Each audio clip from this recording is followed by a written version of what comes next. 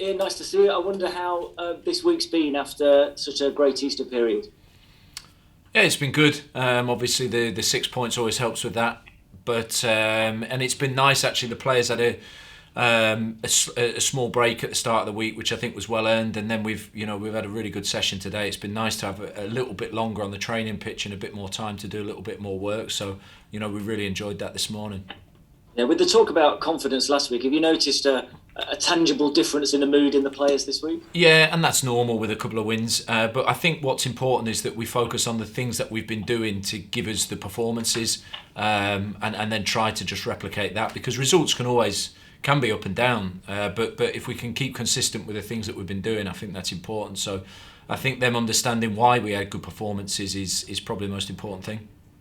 How do you assess where you are now in the context of the league table? I think that question comes up because you're playing Hartlepool this week and where you are sort of above them. How do you assess your position? I mean, I think we're in a good position. We're in a good position, of course, for the playoffs. I think that we've got games in hand, but it's going to be a really tight schedule, and we've got to use the squad. And to be honest with you, I know it's really cliched and boring, but I don't think beyond Hartlepool. I think each game's possible to win in isolation, and we just have to, each time after a new game, focus on what we can do for the next match to have the best possible outcome.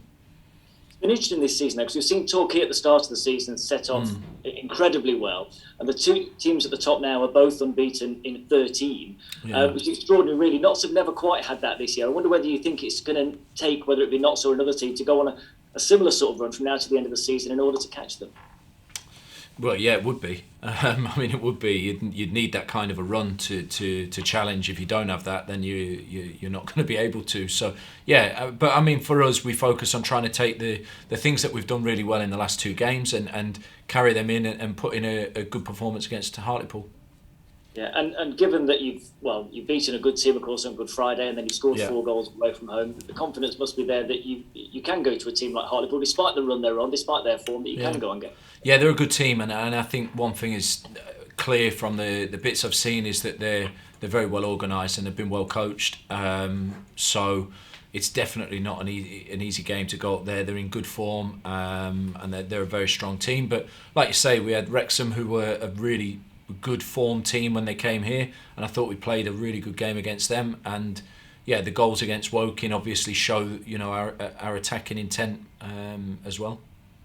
I'd like to ask you about Michael Doyle, if I may, because obviously he's not been on the pitch that much while you've been there, but I hear that he even travelled down to Woking the other day just to be involved. I mean, how great is that? Well, I mean, you talk about a player that's 39 years old and has 900 games, and he wants to drive, when injured, down to Woking to watch the game.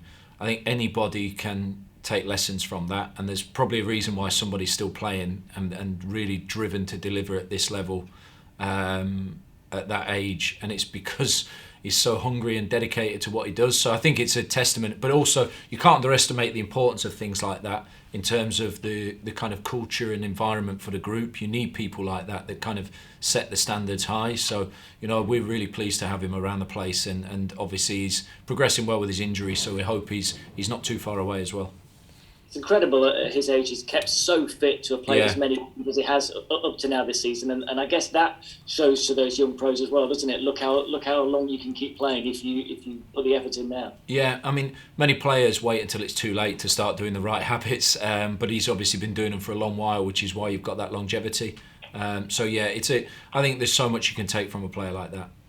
There was some speculation a few weeks back about him possibly going and maybe taking a coaching role in the summer. Have you had any conversations with him? I know you've been really busy since you took over, but do you know what might happen with him beyond the end of this season? No, we haven't talked so much. I mean, obviously since I've been in, first priority has been to take care of the games that we've had. But I've had, myself and Mo have had really good dialogues with him, and he understands the game at a really good level. So I've no doubt that he's going to be a very, very good coach as he probably progresses into that. But right now he's still a player that's hungry to play and achieve something, so we focus on him as a player at the moment.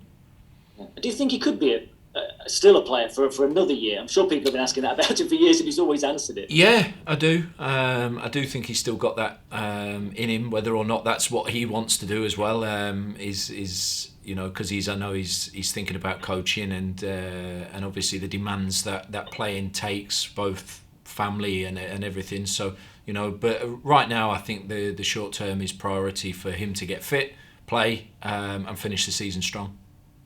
Okay, I'll just finish off asking about Cal Roberts before leaders, because I know we'll do anyway. But what is the situation with him? Might he be involved this weekend? Trained really well today, full session, trained well. Obviously, afterwards we just checked. The same with Alex Lacey, trained full today. But again, it's first session back for Alex Lacey, full with the team, so we need to just see tonight and tomorrow how he responds to that. But I'm positive certainly with Cal for the weekend. Great stuff, Ian. Thanks very much. Thanks. Cheers, Dave. Ian,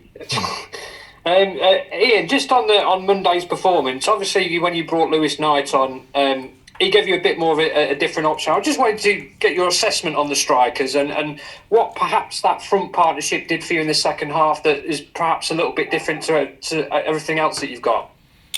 I think they stretched the game. I think they ran behind a lot. Certainly when I look at like the counter-attack, the transition moments, when we won the ball back, we were threatening the space behind a lot. That gave us more space to play in, so you could move the ball more efficiently. So yeah, I thought Lewis and Jimmy did a great job. Both of them when Lewis, the introduction of Lewis really, I think, we talk about big strikers, but we play against a lot of big central defenders, and having the speed on the floor is really dangerous for them. So when we got the ball down and we started threading passes to Lewis and Jimmy, I think we caused them a lot of problems on the ground. Do you think that inevitably then has a knock-on effect to the midfield and helps them out a bit more? Because sometimes perhaps Notts have been a little bit too guilty this season of trying to be too precise, if that makes sense. Yeah, I mean, I think what we've tried to work on is, if nobody's pressing us, then we have to look to try to be positive with our passing and move the ball forwards. And if we're under pressure, we have to try to be brave to play out of it. So, we've talked about this a lot, and I think that we got that, especially in the second half, with a lot of the movements and the combinations that we had. I thought it was a really good second half.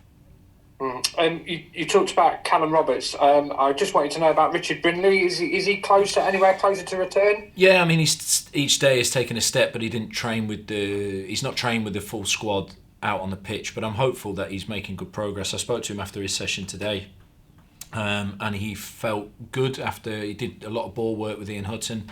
So after that, I think it's each time's a step closer, but he's not close to being a starting player yet.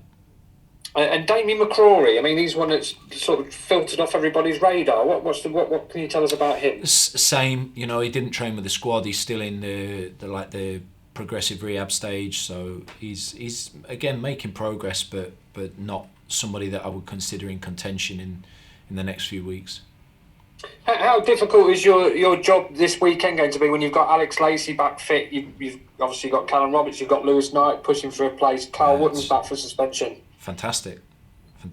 That's exactly what we want. We want a group of hungry players with the quality that's available. So it gives me a real difficult decision. I want the players to give me that difficult decision every week. And obviously you gave Jake Reeves the captain's armband in the absence of Michael Doyle. Can you just talk us through about that decision and why you took it? I think he plays in a position in which I think you can dictate many things on the pitch from that deeper midfield role. So he sees a lot of the pictures. I think he's a good communicator, and I think he understands the game and what we want from it. We have a lot of leaders out there. Natural leaders like Connell and Mark Ellis and guys with experience.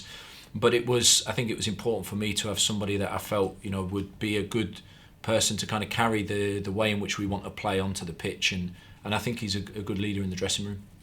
And what have you made of his performances as a player since you've come? I know we spoke briefly after Aldershot. He is such a good player, isn't he? Jake Reeves, yeah, very good. Yeah. And I think he was maybe almost running too much when I watched him before. He was chasing it into wide areas to try and win the ball back and chasing forwards, and I think he's just got a little bit, we've just got him to be a little bit more disciplined, run a bit less, and he's picking up a lot more of the balls in there, and he's fresher when he gets it. So I think he's a smart player. And just finally on Michael Doyle, I know you spoke to Dave about Michael Doyle. When do you sort of anticipate him being back? Do you know what? He's made incredible progress. So I think, talking with the physios, he trained with them today, and they're hopeful maybe he can join the squad for some training next week. So be progressing quite quickly. quicker than we thought, which is really positive.